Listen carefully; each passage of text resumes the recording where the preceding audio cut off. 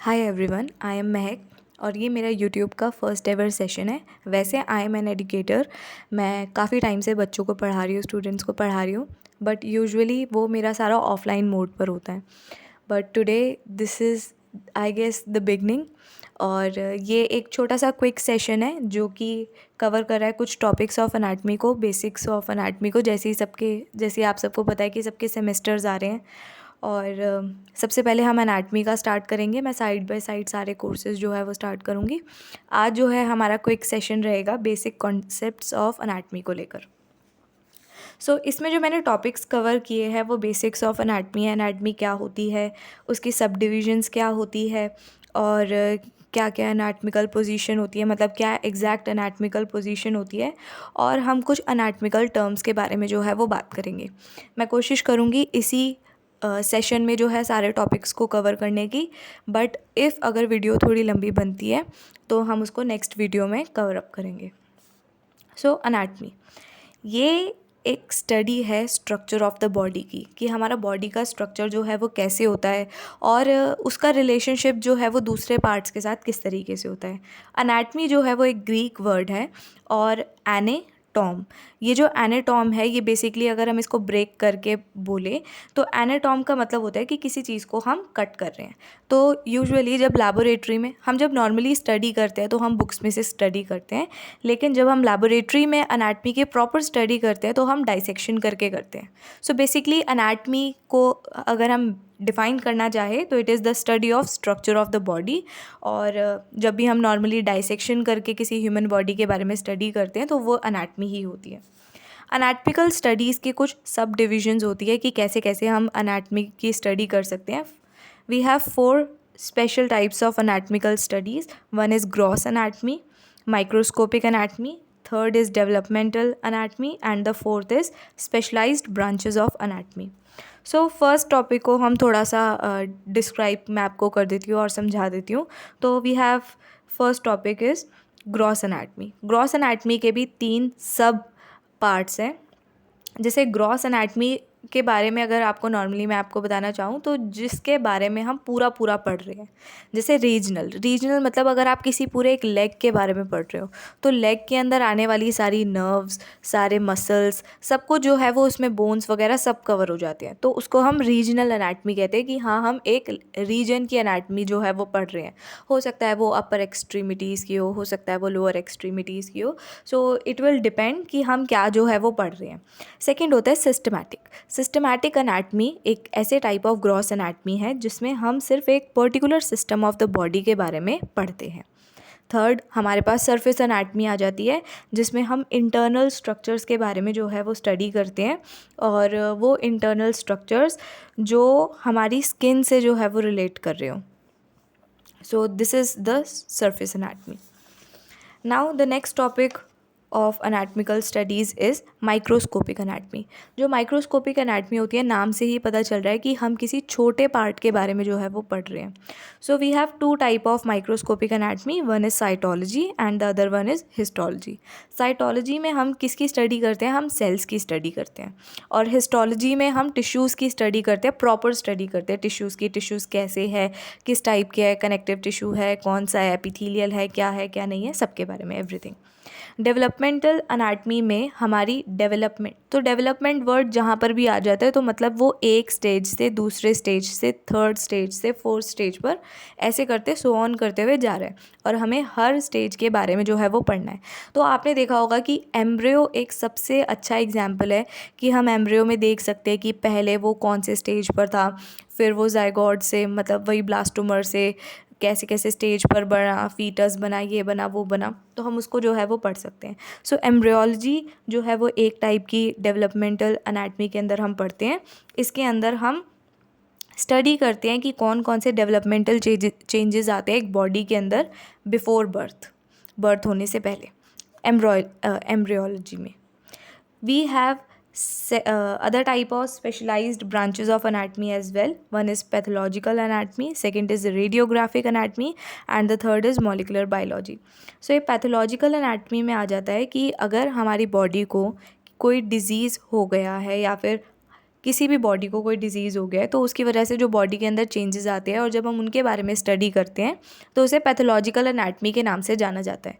Radiographic anatomy में क्या होता है कि हम एक्सरेज की हेल्प से बॉडी के इंटरनल ऑर्गन्स की स्टडी करते हैं।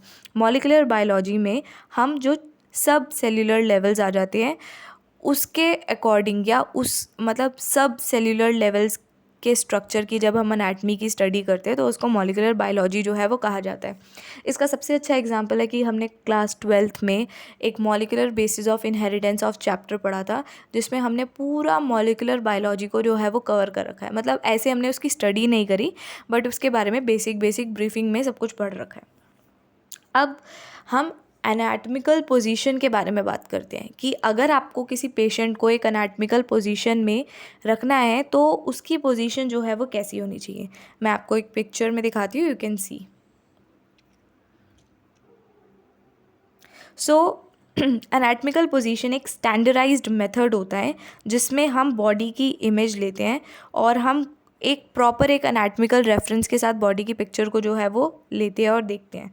तो इसमें बॉडी को हमेशा एक इरेक्ट पोजीशन में होना चाहिए, बिल्कुल सीधा होना चाहिए, बिल्कुल अपराइट, और फेस जो है वो बिल्कुल सामने देखते आना चाहिए, आइज़ जो है वो बिल्कुल सीधी देखनी होनी चाहिए है, और फीट जो है वो बिल्कुल फ्लैट होने चाहिए, आर्म्स हमेशा साइड में होने चाहिए, और पाम्स जो होंगी वो फॉरवर्ड डायरेक्शन में, या फिर आप उसको वेंट्रल भी कह सकते हो, वेंट्रल डायरेक्शन में जो है वो आपकी मिलनी चाहिए, जैसे कि आप पिक्चर में देख सकते हो।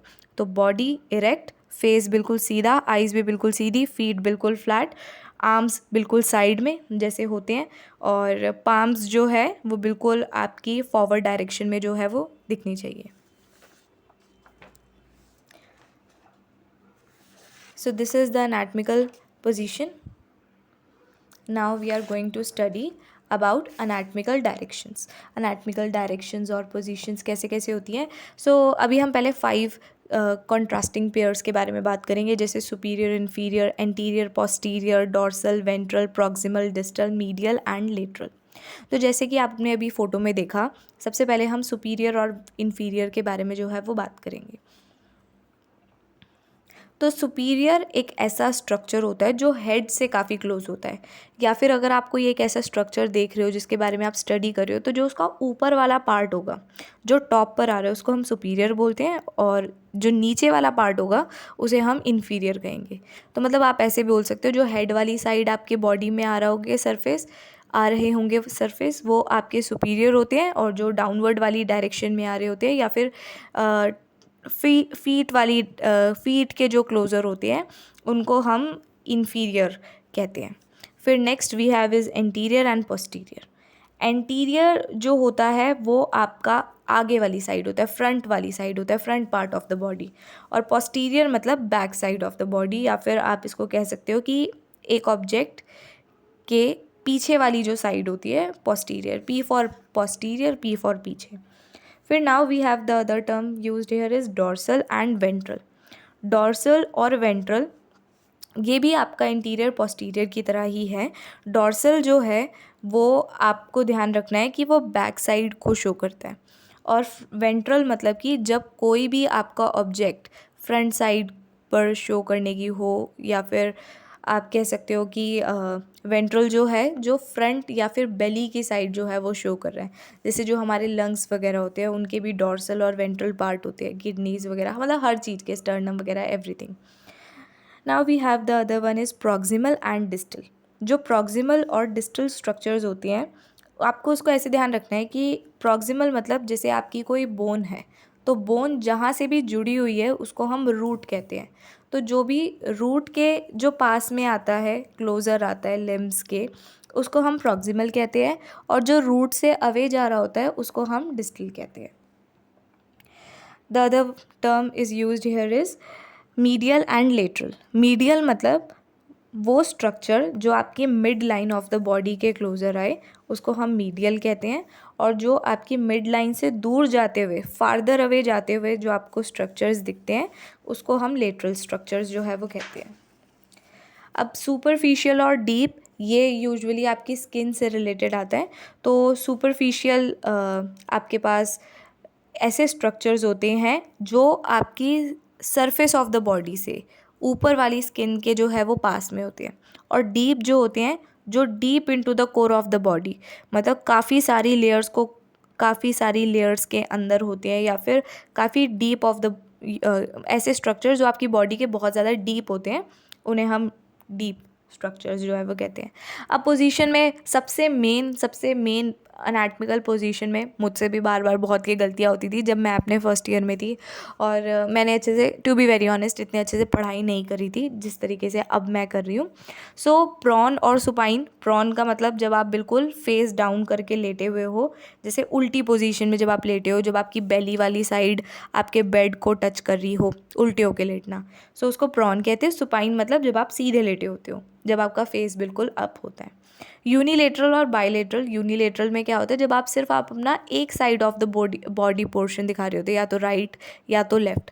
जैसे जब हम वैसे तो मैंने इसमें फ़ोटो डाली हुई है, लेकिन जैसे अगर आप देखो, अगर आप मिरर के सामने खड़े हो और आप अपना बेली चेक कर रहे हो साइडवेज खड़े होके, तो वो यूनिलेटरल होता है। और जब आप बिल्कुल सीधे खड़े हुए हो, जिसमें आपके लेफ़्ट राइट दोनों पोर्शंस दिख रहे हैं बॉडी के, उसको हम बाइलेटरल कहते हैं। अब हम एनाटॉमिकल प्लेन्स के बारे में बात करते हैं। ये भी एक न्यू और अच्छा फर्दर टॉपिक है, इसी का ही हम कंटिन्यू कर रहे हैं। तो इसमें हम बॉडी को सेक्शंस में डिवाइड करके पढ़ने की कोशिश करते हैं, जिसमें हम बॉडी को, ऑर्गन्स को, टिश्यूज़ को, सेल्स को अलग अलग सेक्शंस में, पार्ट्स में डिवाइड करके पढ़ने की कोशिश करते हैं। तो first is sagittal plane. Sagittal plane में क्या होता है कि अगर आपकी एक बॉडी बिल्कुल सीधी खड़ी हुई है, या फिर मैं आपको वैसे ही एक नॉर्मली एग्जांपल दे रही हूँ। सो अगर आपके पास कोई बॉडी है और आप उसको इस तरीके से बीच में से कट करो कि लेफ़्ट और राइट अलग अलग हो जाए, मैंने पिक्चर यहाँ पे अपलोड करी है, यू कैन सी। सो जिसमें आप लेफ़्ट और राइट पोर्शंस में एक बॉडी को डिवाइड कर दो, तो उसे हम सेजाइटल प्लेन कहते हैं। और मिड सेजाइटल क्या होता है कि आप बॉडी को इस तरीके से बीच में से कट करो कि हाफ पोर्शन लेफ़्ट आ जाए और हाफ पोर्शन जो है वो राइट आ जाए। फ्रंटल प्लेन्स कौन से होते हैं, इसको हम कोरोनल प्लेन भी बोलते हैं, और इसमें हम बॉडी को फ्रंट और बैक में कट करते हैं। तो मतलब फ्रंट साइड अलग हो जाए, बैक साइड जो है वो अलग हो जाए, फ़ोटो में आप देख सकते हैं। Last topic of today's class, बहुत बोर हो रहे होंगे आप सब लोग, लेकिन आप बेसिक जो है वो पढ़ लो, आपके लिए बहुत अच्छा रहेगा एनाटमी की बुक पढ़ने से पहले, क्योंकि काफ़ी सारे उसमें सीधा सीधा वर्ड्स होते हैं, प्रॉक्सिमल, डिस्टल, ये वो। और जब आप एक स्टूडेंट होते हो जो फर्स्ट टाइम अपनी बुक हाथ लगा रहा होता है, तो उसके लिए थोड़े डिफ़िकल्ट वर्ड्स हो जाते हैं ये। ट्रांसवर्स प्लेन जो होता है, ये एक हॉरिजॉन्टल प्लेन होता है, जिसमें आप बॉडी को इस तरीके से कट करते हो कि अपर और लोअर पोर्शन जो है वो दिख जाए। अब बॉडी को कट नहीं करना है, ये सिर्फ आपको ऐसे एक्सप्लेन किया जा रहा है कि इस तरीके से आप इमेजिनरी लाइन से भी कट कर सकते हो। और आप वैसे भी जब आपको ऑर्गन्स वगैरह पढ़ने होते हैं, तो आप उसको डाइसेक्शन करके, कट करके अपर और लोअर पोर्शंस में जो है वो स्टडी करते हो। So this is all about today's session. I hope you like my video, और मैं आपके वैल्यूएबल कमेंट्स का हाईली वेट करूँगी।